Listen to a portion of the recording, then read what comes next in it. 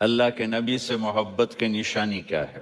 ہمارے نبی محبت کے قابل کیسے نہ ہوں جن سے اللہ پیار کرتا ہے۔ والضحیٰ واللیل اذا سجا ما ودعک ربک وما قلی وللآخرۃ خیر لک من الاولی ولسوف یعطیک ربک فترضی۔ اس میں ایک تو ترجمہ ہے والضحیٰ روشنی کی قسم، واللیل اذا سجا جب رات چھا جائے اس کی قسم، ما ودعک ربک وما قلی آپ کے رب نے آپ کو چھوڑا نہیں اور آپ کا رب آپ پہ ناراض نہیں۔ قلا ناراض، کاف نہیں ملایا، ما ودعک ربک وما قلاک یہ ہونا چاہیے تھا، لیکن وہاں کاف کو ہٹا دیا کہ ناراضگی کے لفظ کے ساتھ اپنے نبی کے نام کو نہیں جوڑا۔ یہ تو اللہ کا اعزاز اور اکرام ہے۔ امام راضی تفسیر کے کنگ ہیں، ان کے دو ترجمے بتاتا ہوں۔ والضحیٰ میرے محبوب آپ کے روشن علم کی قسم، واللیل اذا سجا آپ کی چادر کی قسم، کالی چادر کی قسم جس میں آپ اپنے گناہ گاروں کو چھپا لیں گے۔ تیسرا ترجمہ، یہ امام راضی کی بات ہے اس لیے میں آرام سے کہہ رہا ہوں۔ والضحیٰ یہ مجھے سب سے پسند ہے جو اب میں کہنے لگا ہوں۔ والضحیٰ میرے محبوب آپ کے خوبصورت چہرے کی قسم، واللیل اذا سجا آپ کی سیاہ زلفوں کی قسم، آپ کے سیاہ پھیلے ہوئے بالوں کی قسم، بھلا آپ کا رب آپ کو چھوڑ سکتا ہے؟ بھلا آپ کا رب آپ پہ ناراض ہو سکتا ہے؟ یہ ہرگز نہیں۔ الم یجد کا ہاں، وللآخرۃ خیر لک من الاولی یہ دنیا جانے والی ہے، آخرت باقی ہے۔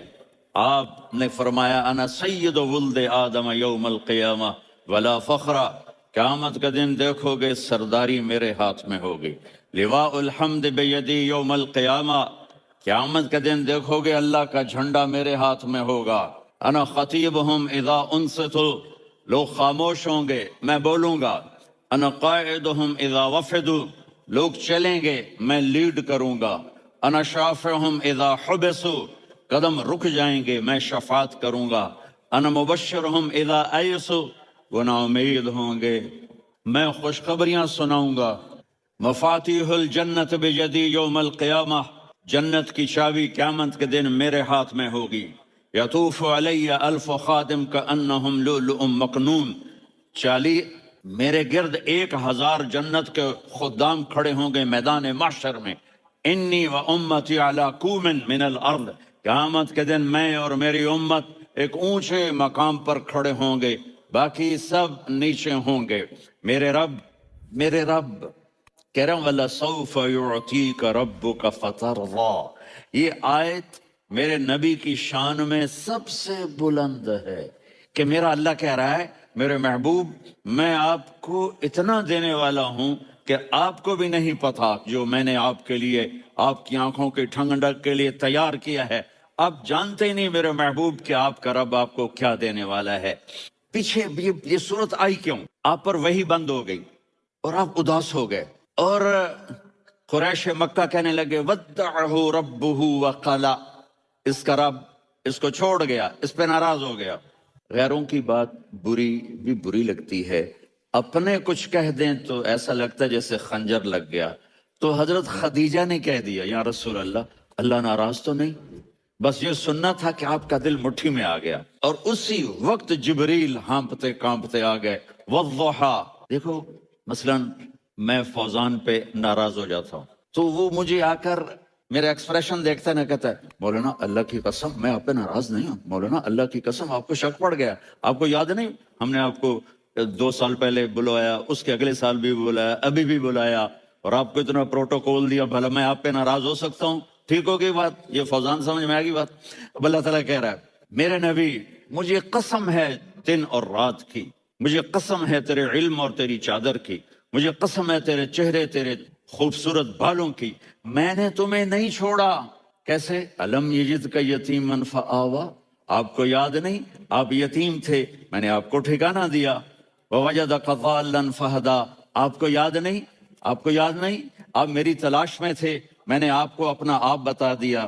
ووجدک عائلا فاغنیٰ، آپ کو یاد نہیں کہ آپ بڑی تکلیف میں تھے اور کمی میں تھے تو میں نے خدیجہ سے آپ کی شادی کروا کے آپ کو مالدار بنا دیا۔ اگلی صورت بھی اسی سے جڑی ہوئی ہے، الم نشرح لک صدرک، میں نے آپ کا سینہ کھولا، بھلا میں ناراض ہو سکتا ہوں؟ ووضعنا عنک وزرک، میں نے آپ کے بوجھ ہٹائے، بھلا میں ناراض ہو سکتا ہوں؟ الذی انقض ظہرک، وہ بوجھ جنہوں نے آپ کو دوہرا کر دیا تھا، میں نے وہ بوجھ ہٹائے، بھلا میں آپ پہ ناراض ہو سکتا ہوں؟ ورفعنا لک ذکرک، اور میں نے آپ کے نام کو بلند کر دیا، بھلا میں آپ پہ ناراض ہو سکتا ہوں؟ انا اعطیناک الکوثر، ہم نے آپ کو جنت کی چابی پکڑا دی، بھلا میں آپ پہ ناراض ہو سکتا ہوں؟ پھر آگے اللہ نے نصیحت کی، فَأَمَّا الْيَتِيمَ فَلَا تَقْهَرْ وَأَمَّا السَّائِلَ فَلَا تَنْهَرْ وَأَمَّا بِنِعْمَةِ رَبِّكَ فَحَدِّثْ۔ تو میرے محبوب آپ یتیم تھے، کوئی یتیم آئے تو اب آپ نے اس کے ساتھ وہ کرنا جو میں نے کیا۔ میرے محبوب آپ میری طلب میں تھے، آپ سے کوئی ہدایت طلب کرنے والا آئے تو آپ نے وہ کرنا ہے جو میں نے کیا۔ اور میرے محبوب میں نے آپ کو ایک مالدار گھرانے میں شادی کروائی تو آپ بھی اپنے رب کی نعمتوں کو لوگوں کو بیان کریں۔ اور قرآن نے جتنی قسمیں اٹھائی ہیں ان میں یہ قسم سب سے خوبصورت ہے، فلا وربک فلا وربک لا يؤمنون حتى يحكموك فيما شجر بينهم ثم لا يجدوا في انفسهم حرجا مما قضيت ويسلموا تسلیما۔ اے میرے محبوب مجھے آپ کے رب کی قسم، اللہ میرے نبی کا رب ہے، اللہ ہم سب کا رب ہے، اللہ اپنے حبیب سے فرما رہے ہیں مجھے آپ کے رب کی قسم۔ تو لگتا یوں ہے کہ قسم اٹھانے والا رب کوئی اور ہے اور رب محمد کوئی اور ہے۔ فلا وربک، مجھے آپ کے رب کی قسم۔ یہ عربی میں جب محبت کی انتہا ہو تو یوں بات کی جاتی ہے، یہ محبت کی انتہا جب اللہ پیار کرتا ہے تو ہم کیوں نہ کریں؟ میرے محبوب مجھے آپ کے رب کی قسم، لا یؤمنون، یہ آپ ٹورانٹو والوں کو بتا دیں، حتی یحکموک فیما شجر بینہم، جب تک آپ کی غلامی میں نہیں آئیں گے، جب تک آپ کا عشق اور محبت نہیں ہوگا، میں ان کے ایمان کو قبول نہیں کروں گا۔ اور نماز کی عادت ڈالو۔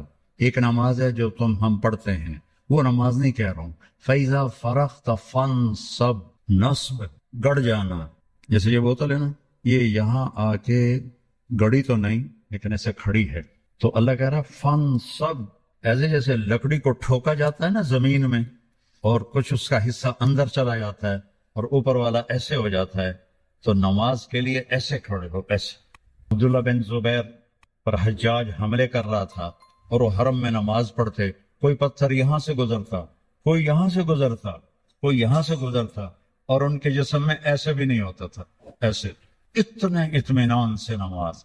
وَإِلَىٰ رَبِّكَ بولو فَارْغَب، رغبت کی نماز، نماز میں دل لگے، نماز میں کھڑے ہو جاؤ، نماز میں کا انتظار کرو، نماز کو اپنے مسائل کے حل ہونے کا ذریعہ بناؤ، نماز میں دعائیں مانگنا سیکھو۔ ہم دعا نہیں مانگتے، دعائیں مانگنا سیکھو، یہ بہت بڑا سبب ہے۔ اسباب ظاہریہ اختیار کرو اور نماز کو سب سے بڑا سبب بناؤ۔ اذا حزبہ امر فزع الی الصلاۃ، جب کوئی مشکل آتی تھی آپ نماز پڑھتے تھے، جب کوئی مشکل آتی تھی آپ نماز پڑھتے تھے۔ 3 دن گزر گئے، کھانے کو کچھ نہیں ملا، تو حضرت عائشہ سے کہنے لگے چلو آج میں اللہ سے جا کے بات کرتا ہوں۔ مسجد میں گیا، نفل شروع کر دی، ایک ستون کے پیچھے 2 نفل پڑھتے، پھر سلام پھیر کے دوسرا ستون، اللہ اکبر، پھر سلام پھیرا تیسرا ستون، اللہ اکبر، پڑھے جا رہے ہیں۔ اتنے میں حضرت عثمان آئے، اما جان اللہ کے نبی کہاں ہیں؟ ان کا 3 دن سے فاقہ تھا، اللہ سے مانگنے گئے تو ہزاروں قطار رونے لگے، مجھے کیوں نہ کہا، عبد الرحمن بن عوف کو کیوں نہ کہا، ثابت بن قیس کو کیوں نہ کہا، یہ سارے مالدار تھے۔ بھاگے بھاگے گھر گئے، پورا اونٹ بھر کے راشن کا لے کر آئے اور آ کر وہاں اللہ کے نبی کے گھر اتارا، اور پھر بھاگے بھاگے گئے اور گھر میں جو سالن تیار ہو گیا تھا وہ اٹھا کے لائے اور روٹیاں اٹھا کے لائے اور آ کر دیا کہ پکانے میں دیر لگے گی۔ جب اللہ کے نبی واپس آئے، پوچھا عائشہ کچھ ہوا؟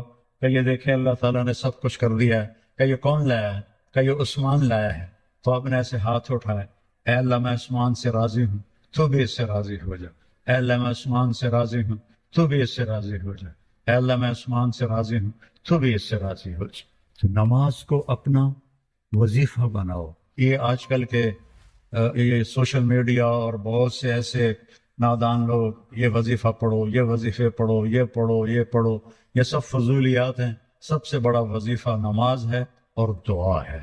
سب سے بڑا وظیفہ نماز ہے اور دعا ہے۔ باقی سب ڈھکوسلے ہیں، میرے اوپر جادو ہو گیا ہے، میرے اوپر اثر ہے، میرے اوپر جنات ہیں، یہ سب عاملوں کی جیب گرم کرنے کے اسباب ہیں۔ یہ کچھ بھی نہیں ہے، سب بک بک ہے، سب بک بک ہے۔ کبھی اس چکر میں نہ پڑنا کہ میرے اوپر جادو کر دیا گیا ہے، میری بندش کر دی گئی ہے، اولاد کی بندش ہو گئی ہے، کاروبار کی بندش ہو گئی ہے۔ نماز جو موجود ہے، اللہ جو موجود ہے، تو کبھی عاملوں کے چکر میں نہیں پڑنا۔ کبھی جو وظیفے بتانے والے ہیں 1000 دفعہ یہ پڑھو، 1000 دفعہ یہ پڑھو، میرے سر میں درد ہے۔ اور ایک بزرگ کہنے لگے کہ آپ 1000 دفعہ سورہ اخلاص پڑھا کرو۔ میں کہا جی پھر تو پہلے انہوں نے اور درد ہوا جاوے گا جو میں سر درد نال میں 1000 واری سورۃ اخلاص پڑھا کے میرے کو تو نماز دی رکعت وچ کولو اللہ مشکل پڑی جاندی ہے۔ میں کہا جی یہ وظیفہ تسی اپنے کول ہی رکھو، یہ میرے واسطے کوئی نہیں ہے۔ میرے نبی نے وظیفہ بتایا، نماز پڑھو دعا مانگو، نماز پڑھو دعا مانگو، صدقہ کرو، سخی بنو، بخیل نہ بنو۔ بخیل سے اللہ دوستی لگاتا نہیں، اور سخی سے اللہ دوستی توڑتا نہیں، چاہے فاسق ہو۔ اور سخاوت کا مطلب کوئی بہت زیادہ خرچ کرنا نہیں ہے، وہ دل کی کیفیت کا نام ہے، وہ دل کی کیفیت کا نام ہے۔ تو غریب بھی سخی ہو سکتا ہے، مالدار بھی ہو سکتا ہے، غریب بھی بخیل ہو سکتا ہے، مالدار بھی ہو سکتا ہے۔ بخل خود پیدا ہوتا ہے، سخاوت کو پیدا کرنا پڑتا ہے۔ سخی بنو۔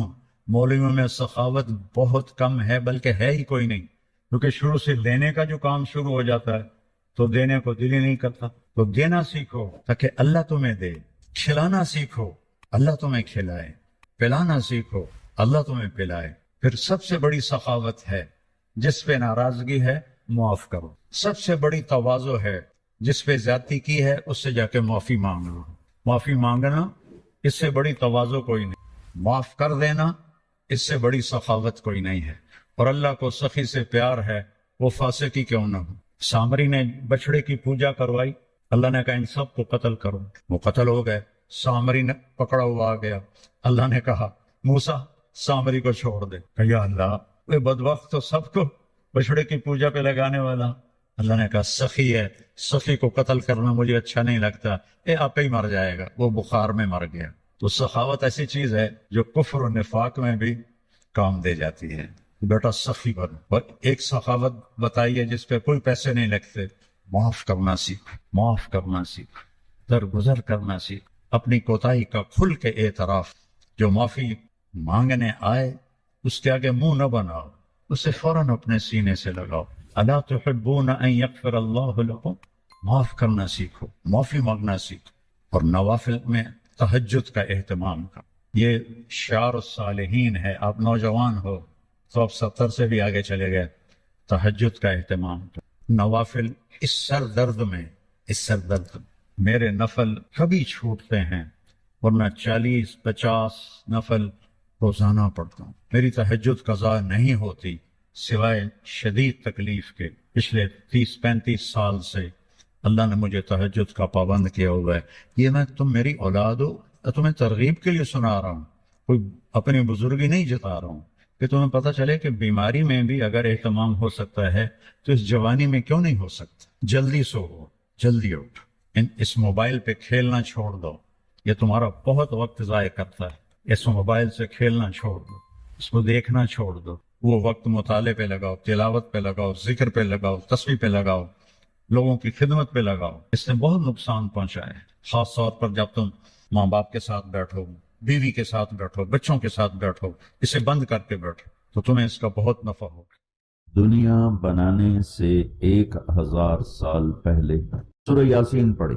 دنیا کو بنے ہوئے کتنے سال ہوئے ہیں؟ یہ سائنسدانوں کی بات ہے، 25 سے 30 ارب سال ہوئے۔ اسی کو ہم صحیح مانتے ہیں چونکہ ہمارے پاس بھی کوئی اور ایسا ثبوت نہیں ہے۔ تو 25 سے 30 ارب سال سے یہ کائنات بنی ہے۔ اس سے 1000 سال پہلے، اگر اسی کو لے لیں 25 ارب سال، 30 ارب سال، اس سے 1000 سال پہلے جب زمین، آسمان، سورج، چاند، ستارے، سیارے، جبریل، میکائیل، اسرائیل، اسرافیل، جنت، دوزخ، آگ، پانی، مٹی، ہوا، کچھ میں سے اللہ ہے۔ هو الاول والآخر والظاہر والباطن وهو بكل شيء علیم۔ تو اب سورہ یاسین شروع کیسے ہوتی ہے؟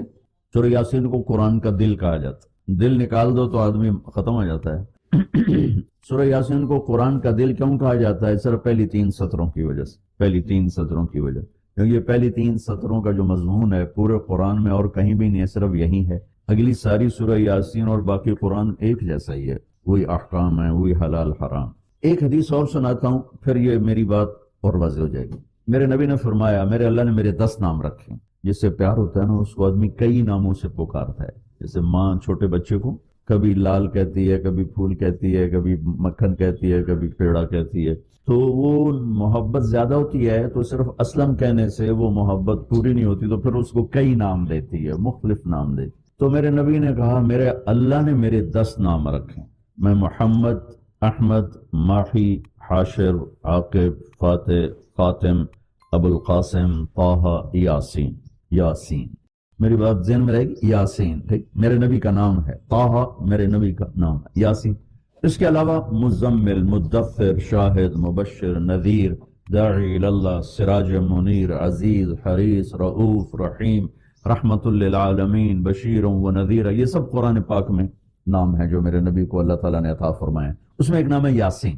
اب زمین آسمان بنے نہیں، اس سے 1000 سال پہلے میرا اللہ یوں کہہ رہا ہے یاسین، میرے نبی کا نام ہے یاسین والقرآن الحکیم انک لمن المرسلین۔ یاسین مجھے قرآن حکیم کی قسم آپ میرے رسول ہیں۔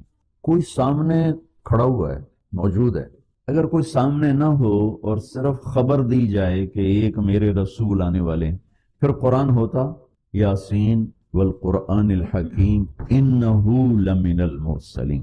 وہ ایک آئے گا، وہ میرا رسول ہے، وہ آ چکا ہے، وہ سامنے ہے، اور اللہ ان کو دیکھ کے کہہ رہے ہیں انک لمن المرسلین، آپ میرے عالی شان رسول ہیں، علی صراط مستقیم، اور آپ سیدھے راستے پر ہیں۔